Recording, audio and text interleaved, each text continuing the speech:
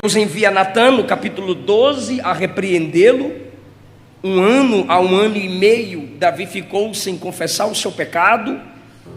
E enquanto isso, seus ossos doíam. Enquanto isso, seu corpo era enfraquecido. Nem toda doença é resultado de pecado. Pior, todo pecado é uma doença. E se não houver confissão, um dia, a Bíblia diz, seu pecado te achará. Mas em sua graça, Deus enviou o profeta a Davi.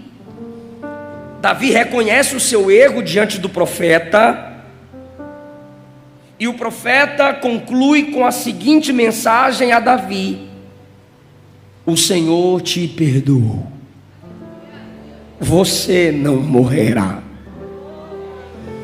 O salário do pecado é a morte, mas onde abundou o pecado, superabundou a graça.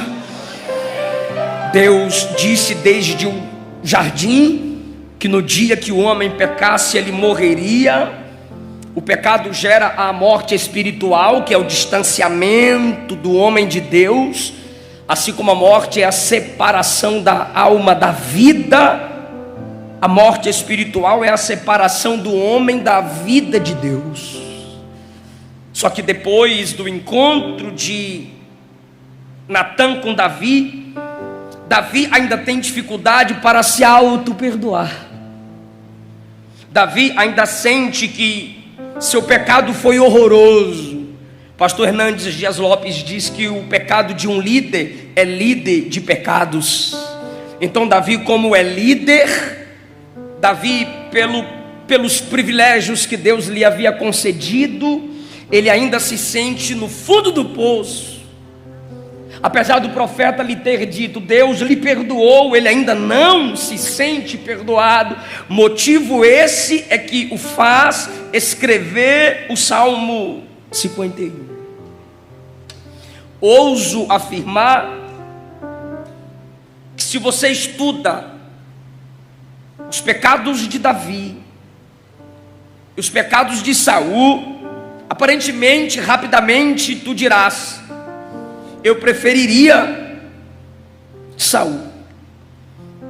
Por quê? Primeiro, a quantidade de pecados citados é menos. Porém, antes que você pense assim, entenda que não há no rei Saul um quebrantamento como há em Davi. O rei Saul consegue reinar sem a presença, porque o mais importante para ele é o trono. Davi não. Davi abre mão do trono, se humilha diante de Deus, vai orar, jejuar e pedir graça mais uma vez. Davi é o homem cujos pecados são mais citados na Bíblia. Não há homem perfeito na Bíblia além de Cristo. Davi é o homem cujos pecados são mais revelados. Davi é o homem cujos pecados são mostrados a todas as gerações. Estão registrados. E detalhe, pasmem, não sei se na sua Bíblia está assim, mas o título do Salmo 51 é assim: ao mestre de canto. O Salmo 51 é endereçado. Ele é o remetente e há um destinatário, ao mestre de canto, que normalmente na congregação era o líder que conduzia o louvor entre os levitas, aqueles que faziam parte da liderança do canto congregacional. O que Davi está dizendo não é para ocultar. Eu caí, eu pequei, eu quebrei princípios, por isso fui quebrado. Sou totalmente dependente. Sou rei, tenho trono. Sou rei, tenho coroa. Fui escolhido segundo o coração dele. Ele sente lá, eu sinto aqui. Ele projeta lá, eu sinto aqui. Dentre os meus irmãos, mais capazes do que eu fui o escolhido. Porém, o Salmo 51 é Davi dizendo: cantem e digam que eu sou um homem falho, dependente da graça. Cantem, escrevam, façam poesias, reflitam que apesar de todo o meu aparato e riqueza, fama, sucesso, eu sou o Salmo 51. Por isso começa assim: compadece-te de mim. Verso 2 é ele falando com Deus: me lava. 3, eu conheço minhas transgressões. 4, eu pequei contra ti. Fiz o que é mal. Não era, não será, é mal. Davi está dizendo: não mudou. O que era pecado ainda é. Pequei há 2 anos atrás, mas ainda hoje eu sinto que o que eu fiz é mal aos olhos de Deus. Por isso que o texto é escrito, porque o que se escreve se eterniza. E cada vez que você medita nas escrituras sagradas, Paulo diz: primeiro, o que foi escrito para aviso nosso, edificação nossa, consolação nossa.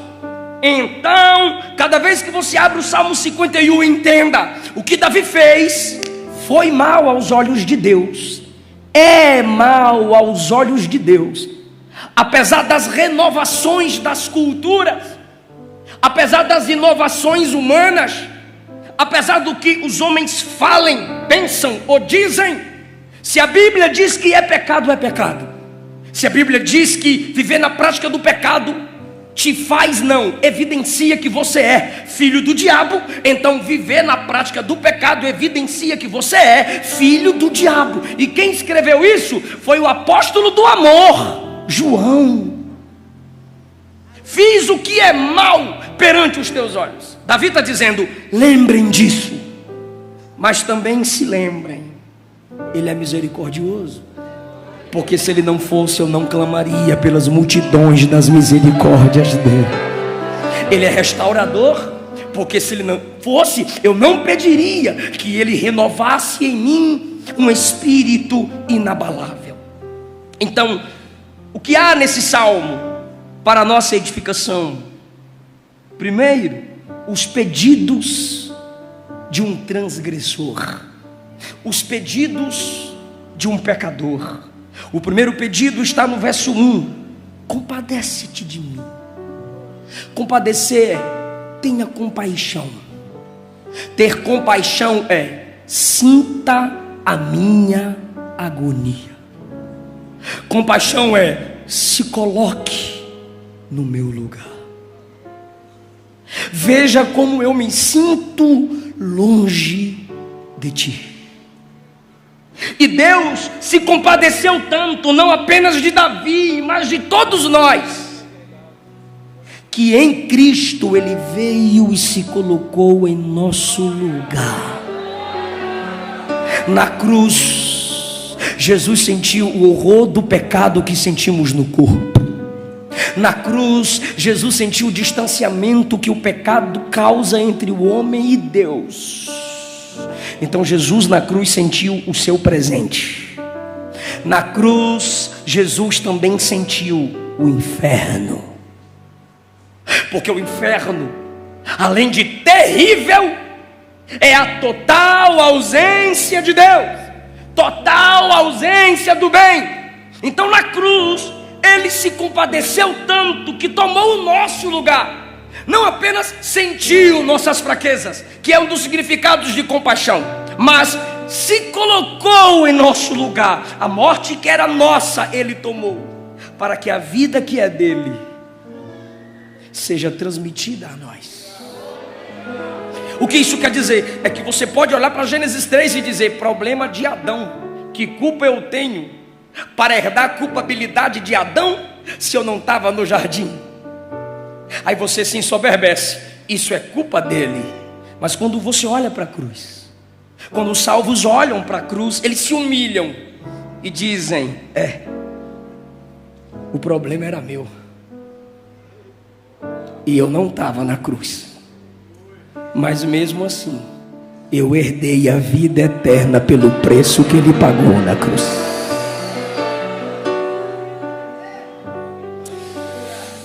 Os pedidos de Davi só podem ser totalmente atendidos de modo completo em Cristo.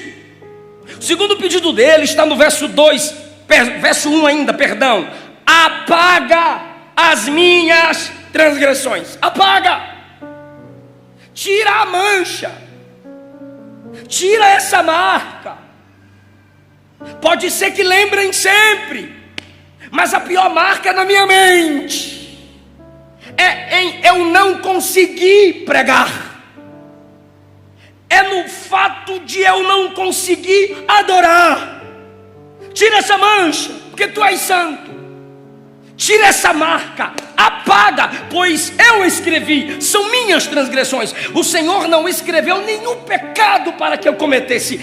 Eu escrevi, eu manchei, eu borrei o desenho. Mas a sua graça é tão imensa que eu escrevo torto, eu projeto tudo bagunçado, e o Senhor vem e apaga o meu desenho torto, apaga a minha projeção torta, apaga. Verso 2: lava-me.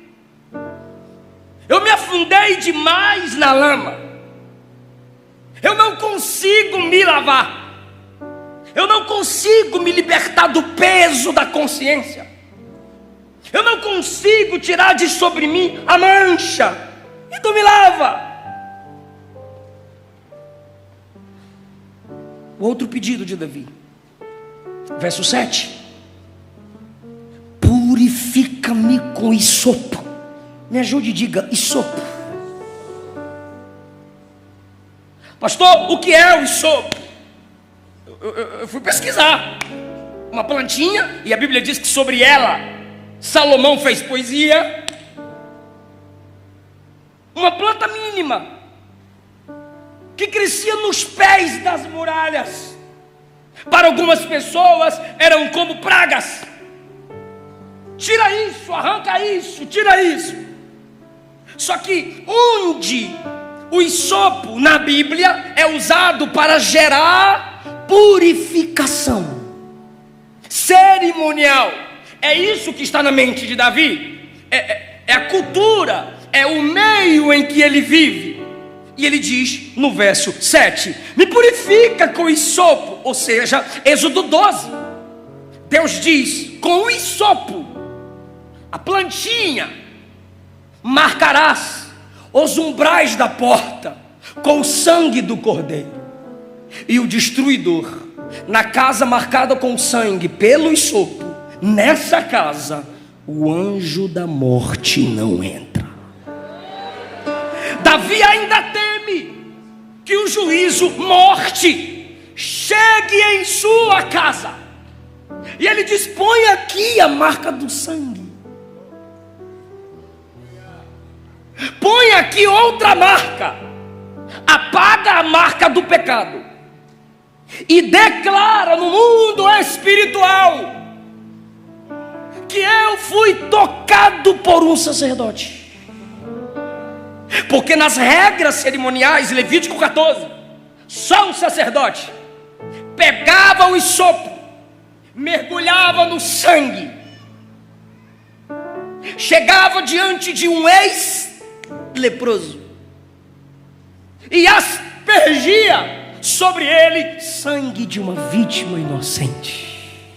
Eu creio que Davi já enxergava que um dia haveria uma marca, haveria uma identificação, haveria um preço pago de uma vítima inocente, que geraria livramento para aqueles que são, ou que seriam no tempo de Davi, olhando para o futuro, escravos do pecado. Davi primeiro, quem sabe, ele se sente uma casa cujo destruidor ameaça, uma casa egípcia, me tornei uma casa egípcia. Mas se tiver a marca da sua misericórdia, pela simplicidade do sangue, eu terei livramento. Quem sabe Davi se sente um leproso, mas ele lembra que em Levítico 14 era o sacerdote que olhava para o leproso e dizia: você não está mais leproso, e a prova disso é o sangue aspergido sobre você. Davi já está entendendo que a lepra do pecado, pois o pecado é como lepra, começa prazeroso, uma coceira na pele, sabe? Aquela frieira que vai gostando, vai coçando e de repente está ferindo. Sabe o comichão que começa agradando e de repente está ferindo? O pecado é como lepra, que começa prazeroso. Lembra da música, da canção do Jair Pires? O pecado não dói, não dói. O pecado não dói. Se o pecado doesse, muitos não pecariam, porque em seu início a lepra é semelhante ao pecado e ele é como a lepra. Começa agradável, mas termina sangrando, deteriorando o corpo por inteiro. Mas o pedido de Davi, verso 8, o pedido de um pecador arrependido, olha o que ele diz no verso 8: faze-me ouvir júbilo e alegria. Ele havia perdido a sensibilidade espiritual de se alegrar em Deus, de se alegrar no culto, de se alegrar com os hinos que glorificam a Deus. Irmão, quem está na prática do pecado, o hino congregacional não o faz levantar-se para louvar. A pregação bíblica cristocêntrica doutrinária não lhe edifica, ao contrário, o incomoda. E Davi diz: eu perdi a sensibilidade. A lepra evoluiu. Me faz ouvir júbilo, me faz ouvir alegria. Eu quero ouvir e ser edificado pelas canções que te glorificam. Eu quero que os ossos que o Senhor esmagou, eu quero que a minha estrutura interna, que foi quebrada pelo seu juízo, porque enquanto eu ocultava o meu pecado, o Senhor me empurrava, me pressionava, e eu dizia: tá tudo bem, e era Deus me apertando. Eu dizia: eu tô de boa, é nós na fita, e Deus me apertando. E eu não gostava da mensagem dura. A mensagem dura vinha, e eu digo: esse pregador se acha. A mensagem dura vem, ele se sente mais santo que os outros. O hino vem: esse tipo de música não me agrada. E mesmo assim Deus vai pressionando, porque enquanto você não mudar, a mensagem também não vai mudar. Enquanto você não mudar, Deus não vai deixar de pesar a mão. Pastor, o que é isso? Misericórdia. Isso é misericórdia, pastor? É, porque ele prefere te ferir do que te perder. Isso é graça, isso é favor. E enquanto ele te pressiona,